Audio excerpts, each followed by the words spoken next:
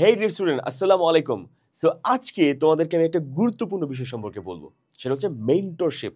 Student লাইফে মেন্টরশিপের গুরুত্বটা কি, এটা কেন কাজে লাগে, একজন মেন্টর কেন প্রয়োজন তোমার, এই বিষয় নিয়ে আজকে ডিসকাস করব। সো ধরো আমরা দুজন সাবজেক্ট পিক করি।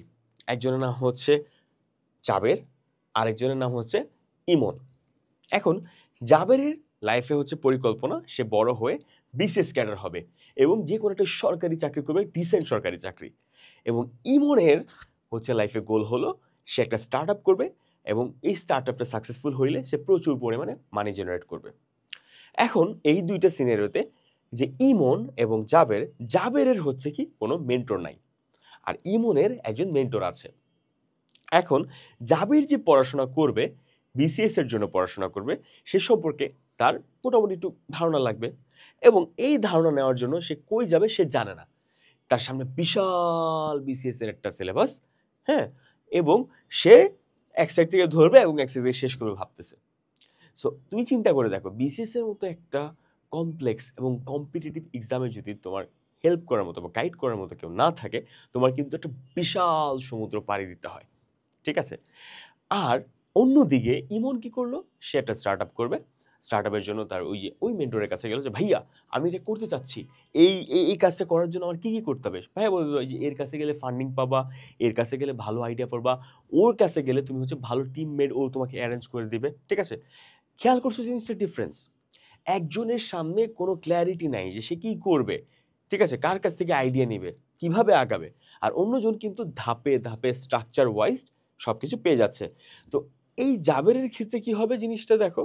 জাবেরের ক্ষেত্রে কিন্তু তার টাইমিংটা অনেক বেড়ে যাবে এবং সাকসেস রেটটাও অনেক কমে যাবে।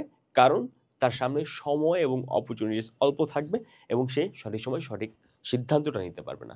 অন্যদিকে ইমন কিন্তু একজন মেন্টর থাকার ফলে তার যে প্রিপারেশনের স্ট্রাকচার ওয়াইজ সাজাইতে পারবে এবং এই প্রিপারেশন স্ট্রাকচার ওয়াইজ সাজানোর কারণে তার সাকসেস রেটটাও বেড়ে যাবে এবং সময়টাও কমে আসবে। তাই তোমাদেরকে বলছি, যারা স্টুডেন্ট লাইফে আছো, লাভ লাইফ বলো, এডুকেশন লাইফ বলো, প্যারেন্টিং নিয়ে সমস্যা বলো, ডিপ্রেশন বলো, এই সকল কিছু থেকে যদি রেহাই পেতে চাও, ঠিক আছে, একজন মেন্টরের সাথে আলোচনা করো। দেখবা সে এমন একটা আইডিয়া দিবে যেটা তোমার মাথায় এখনো আসে নাই, বা তুমি ভাবতেও পারো না যে এইভাবে ওই জিনিসটা সর্ট আউট করা যায়। তখন তুমি তোমার প্রবলেম থেকে রেহাই পেয়ে যাবা। সো তোমাদের জন্য শুভকামনা।